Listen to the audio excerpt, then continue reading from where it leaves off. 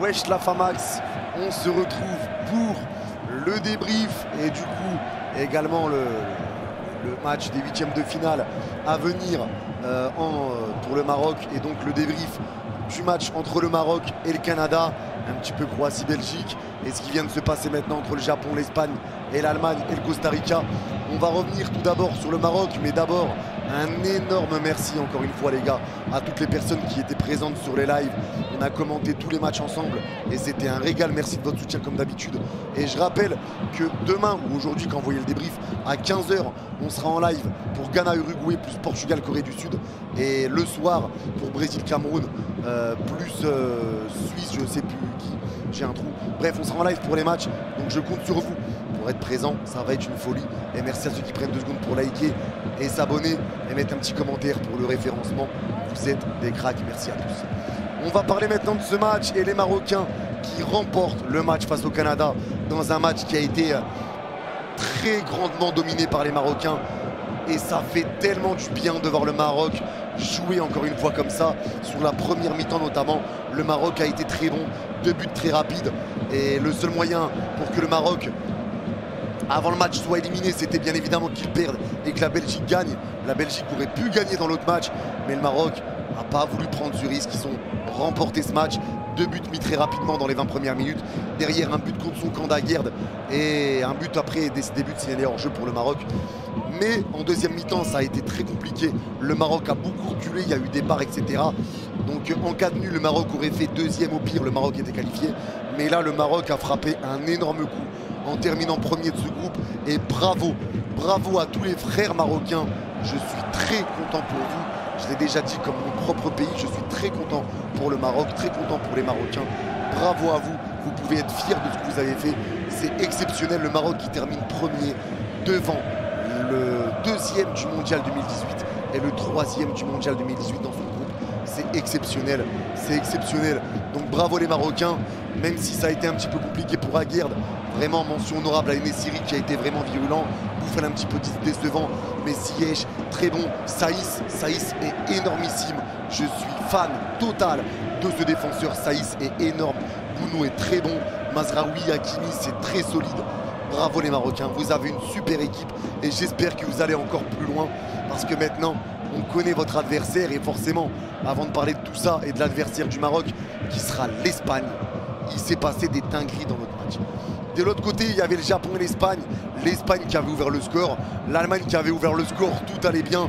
Donc à la mi-temps l'Espagne était leader et l'Allemagne deuxième, donc il y aurait eu un Allemagne-Maroc en 8e de finale et un Croatie-Espagne en 8e de finale. Mais tout a changé en deuxième mi-temps. Et avant ça, dites-moi en commentaire si vous auriez préféré affronter pour les Marocains l'Allemagne ou l'Espagne. Quelle équipe vous trouvez la plus prenable des deux? Même si voilà, je pense que le Maroc a ses chances contre les deux équipes. Maintenant l'Espagne s'est fait remonter directement par le projet Blue Lock. C'est venu 2 buts à 1 en 5 minutes. Ils ont poussé comme ils l'ont fait face à l'Allemagne. Ils perdaient 1-0 mi-temps. Derrière 2-1, le Japon est remonté et le Japon a pris cette première place du groupe. Et il y a même un moment où le Costa Rica est revenu à 2 buts à 1 pour eux. 2 buts à 1 pour le Costa Rica. Il y a eu un moment où l'Espagne et l'Allemagne étaient dehors et le Costa Rica était deuxième. Sauf que l'Espagne n'a jamais réussi à revenir. Bon, l'Espagne a dominé le match, il y avait 82% de possession, ils ont dominé, il y a eu des situations, mais le Japon était très solide. Le match était mort en première mi-temps, la deuxième, ça a été autre chose, mais le Japon a été très solide.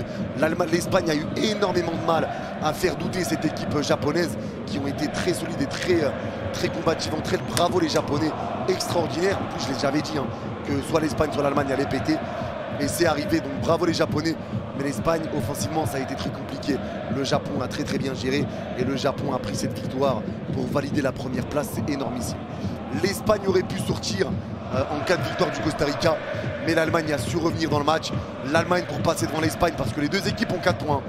Mais l'Allemagne est à +1 en différence de but, tandis que l'Espagne est à +6.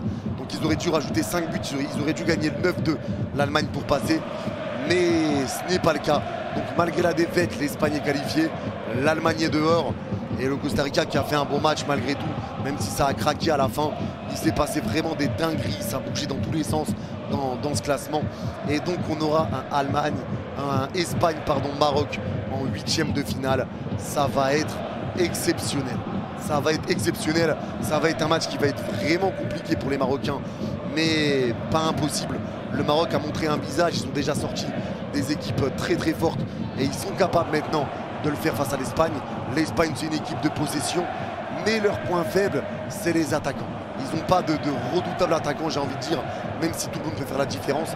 Attention à leur possession de balle. Et voilà, les Marocains vont devoir être très sérieux.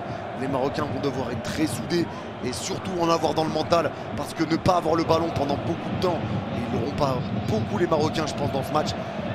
Il va falloir être patient comme le Japon l'a été et combatif, et le faire pour les Marocains, le faire pour le peuple, le faire pour tout le monde, pour toute l'Afrique qui est derrière le Maroc, parce que là, comme on a dit tout à l'heure, c'est même plus une question de Maroc, c'est une question de continent. Tout le continent est derrière vous. Moi-même en tant qu'Algérien, je suis à fond derrière le Maroc et j'espère que vous allez passer et sortir l'Espagne. Maintenant, l'adversaire derrière, ce sera éventuellement le Portugal en plus. Donc le Maroc aura très très forte affaire et ça va vraiment pas être facile, mais ils sont totalement capables de le faire. Mais pour l'instant, l'heure est à la fête. L'heure est à la fête, c'est historique. Le Maroc qui termine premier de son groupe, c'est juste magnifique. Magnifique, encore bravo à vous. Et l'Allemagne qui se fait éliminer avec 4 points, à égalité de points avec l'Espagne, c'est dur. Mais l'Allemagne est dehors. Ils n'ont jamais réussi à se relever de cette défaite face au Japon. Le nul derrière contre l'Espagne et là cette victoire, mais pas assez large pour repasser devant l'Espagne. Ça a été compliqué pour eux. Un match assez compliqué, même s'ils ont eux aussi eu des bonnes situations. Il y a eu 2 poteaux de Moussiala, le match était très ouvert, mais il y a eu beaucoup de ratés, des grosses parades de Navas aussi. C'est l'entrée d'Havertz qui a permis de mettre 2 buts, mais voilà. Je rappelle que si le Costa Rica aurait gagné, l'Espagne et l'Allemagne seraient dehors. Mais pour le moment, on connaît les adversaires: Japon, Croatie et Allemagne. Et Espagne, pardon, Maroc. La Croatie qui en finissant deuxième a fait le coup. Hein. Donc je pense qu'il vaut mieux affronter le Japon plus que l'Espagne, malgré ce que le Japon a montré ce soir. Mais bon, en tout cas voilà, on connaît quasiment toutes les affiches, on connaîtra les autres. Demain encore bravo à vous les Marocains, vraiment encore bravo à vous. Bravo aux Japonais, bravo aux Espagnols et bravo aux Croates. Un peu déçu pour la Belgique, mais pour en parler rapidement, Lukaku a tué les Belges. Pour moi, Lukaku a tué la Belgique. Et en plus, le coach a démissionné apparemment. Donc, force à vous les Belges. J'espère que vous allez vous relever de cette mauvaise passe. Et en tout cas, voilà. Moi, je vous donne rendez-vous demain à 15 h pour Ghana-Uruguay et Portugal-Corée du Sud en multiplex. On fera Ghana-Uruguay en premier lieu et en fil rouge le Portugal contre la Corée. Et le soir à 19 h, le Cameroun face au Brésil et la Suisse face à la Serbie à 19 h. Je compte sur vous pour être présent, la famille.